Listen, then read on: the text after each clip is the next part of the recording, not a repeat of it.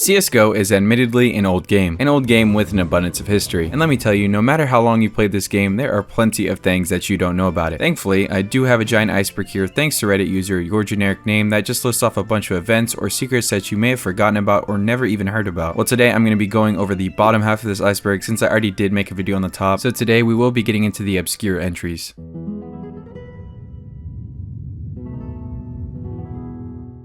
Dust 3 refers to a third version of the very popular map Dust 2. Just kidding, it was actually meant to be another version of the original Dust map. I know it may seem confusing, but the sequel to the original Dust map was actually called Dust 3 for some reason. Dust 3 was no different from Dust 2 now, and was eventually just named Dust 2, so there wasn't even really a third Dust map. There are quite a bit though on the Steam Workshop. Blacksite ARG started out as a quite peculiar broadcast on the Danger Zone map, Blacksite. Papa, Golf, Papa, Whiskey, 5-0. The words in this broadcast could then be converted into the phonetic alphabet, reading out PGPW 50 and SMS 57. The PGP part was assumed to be an encryption program for data communications using the same name. Using the PGP wordless database, you can gather hex codes using the rest of the words said in the broadcast. You can then use an SMS decoder, which was hinted at earlier in the broadcast. Using GSM 7-bit, you can convert the hex codes into actual phrases, which would later be deciphered into the broadcast to read, "This was a triumph.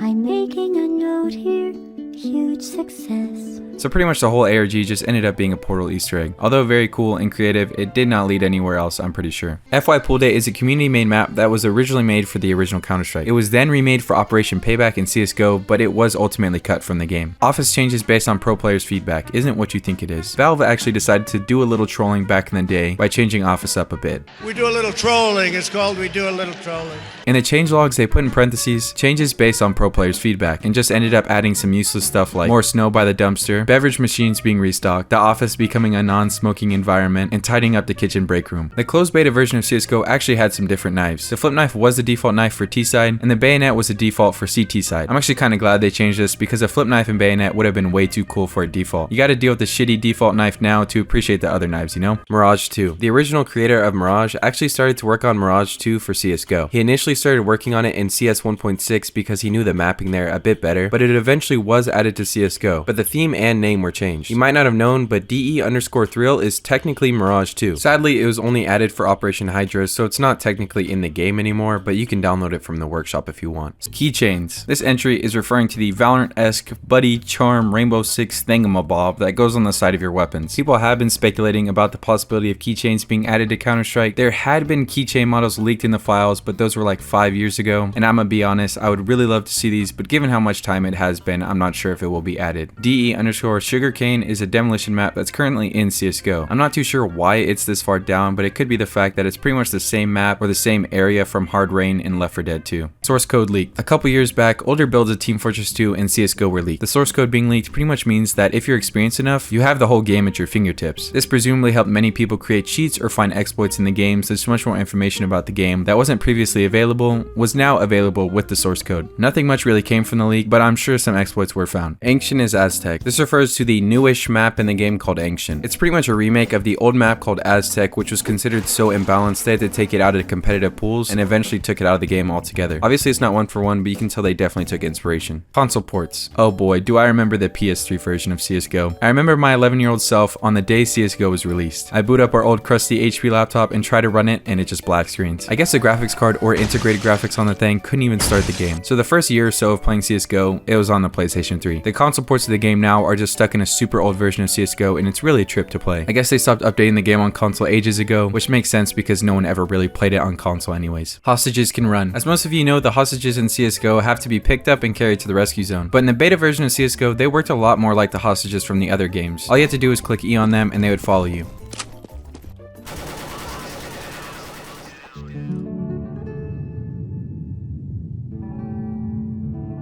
M4A1's case harden was teased a long time ago. It was accidentally sent in a promotional email for CSGO along with some other skins that were eventually added to the game. As you can see, it's just chilling right here. Obviously, it was never added to the game, but it was never actually going to be added in the first place. I assume this was accidentally added into the screenshot. I'm not exactly sure how, but maybe it'll be added someday. CSGO maps in Left 4 Dead. As I mentioned in an earlier entry, there are many maps in CSGO that resemble areas in Left 4 Dead. Sugarcane, like I showed before, is a pretty obvious one. Lake is also based on Death Toll in Left 4 Dead.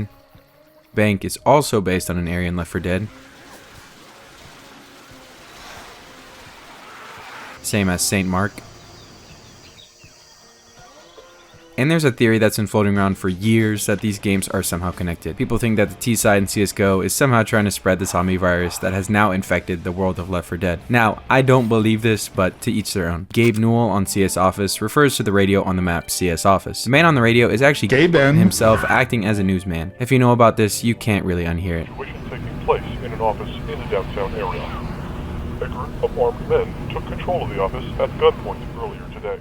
DE_nuke watermarks. So apparently these little pictures on the map Nuke are just straight up stock images. Valve didn't even bother to take the watermarks off or to buy the image. Pretty funny considering how much money they have. Map remakes teased early just refers to the remakes of Nuke and Train being teased early. It almost seems as if it was on purpose because an official CSGO account on Steam created 2 guides for CSGO. On one of them there was a picture of new Nuke and on another was a picture of new Train. Quite clever. Valve didn't make CSGO. Now this one could be a bit of a stretch, but I'm gonna go with the safest explanation. I'm pretty sure this entry is talking about the fact that the company Hidden Path Entertainment were actually the first ones who originally developed CSGO. Of course, Valve eventually took over, but initially Hidden Path had been working on the game for 2 years before them. So I think we should all thank Hidden Path as much as we have been thanking Valve. Flash boosting is a mechanic I had never seen or heard about. To be fair, this was ages ago. It consists of someone throwing a flash straight up while you jumped on them at the same time. You could actually ride on the flash for a bit, which would allow for some insane boosts. Imagine if this was still in the game. Beta DE_cache. I couldn't find anything on the old beta version of cache other than an old update video by FM Pone. You can see it on the before side, and as you can see, the map was quite different. The only other version I could find of this was a seemingly outdated version of the map on Counter-Strike Source. I'm not quite sure if this is actually like an official one, but it looks pretty similar to the one they showed in the video. Dungeon mode. Now, I really thought this one was referring to the old co-op type maps that used to be really popular on the workshop, but it actually turns out Valve actually tried to make their own dungeon mode. It's even in the game files. If you go to this directory, you can find a dungeon folder that refers to a bunch of floors and stuff on the game. Now, nothing ever did come out of this, and it's been almost a year, so sadly I don't know if it'll be a thing. Also, big shout out to the actual Iceberg maker here. He's helped me a lot through DMs on Discord, and I just want to shout him out on YouTube if you guys want to go check him out. Georgian Riot Police are a cut faction of the CT side on CSGO. They are very heavily inspired by the actual Riot Police in Georgia, and to me they remind me a lot of the Metro Police from Half-Life. Now obviously a lot of these Soviet-era gas masks actually inspired the look for the Combine and Metro Police in Half-Life, but either way they look super badass to me, and I really think they should add these as an agent for a later operation.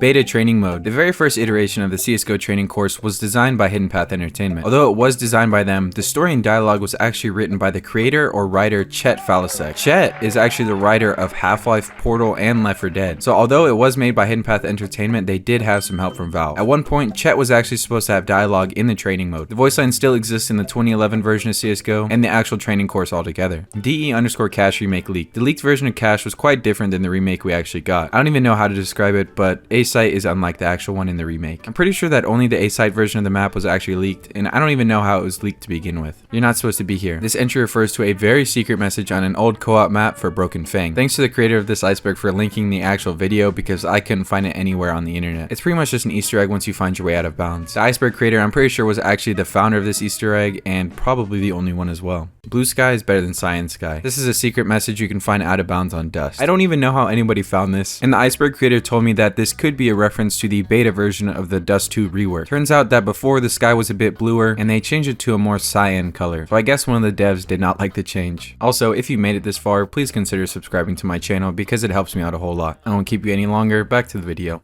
Shattered Web teased early. An old screenshot from an update before Shattered Web actually had a hidden secret inside of it. On the friends list of the player, you can see a profile picture for the agent, the Dr. Romanov. This was of course before the agent was ever added in the Shattered Web update. Jess Cliff arrested. Jess Cliff, the designer who co-created the original Counter-Strike and many more contributions to the game, was arrested. Many would say that he is the voice of Counter-Strike. Let me know if you happen to recognize his voice by chance. Counter-terrorists win. Anyways, back to the arresting of him. He was arrested for coercional exploitation of yeah. Allegedly, he met her on a dating site and paid for a date, which then became a little personal. She said he recorded her, but he denied all that and passed a polygraph test. He said that she said she was 23 and that you had to be 18 plus to use the site to begin with. Listen, we know you're here to see an 11-year-old girl.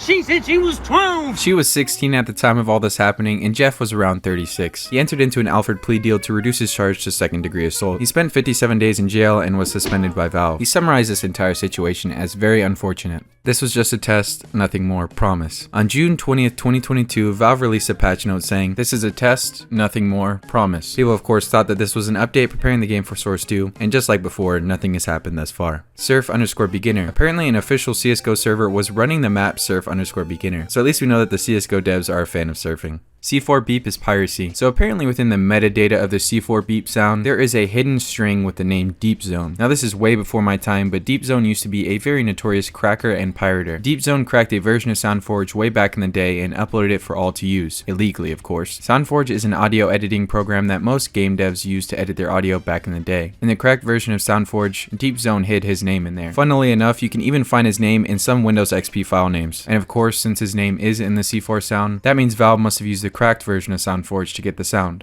And that is sadly the end of this iceberg. Let me know if you guys enjoyed it and leave me a like if you did. And if you didn't like it, just let me know in the comments and hopefully I'll try to do better next time. And I want to give a big shout out to the Iceberg creator again. He definitely knows his stuff and this video wouldn't have been possible without him. So make sure to go check out his YouTube channel if you want. I'll put it in the description.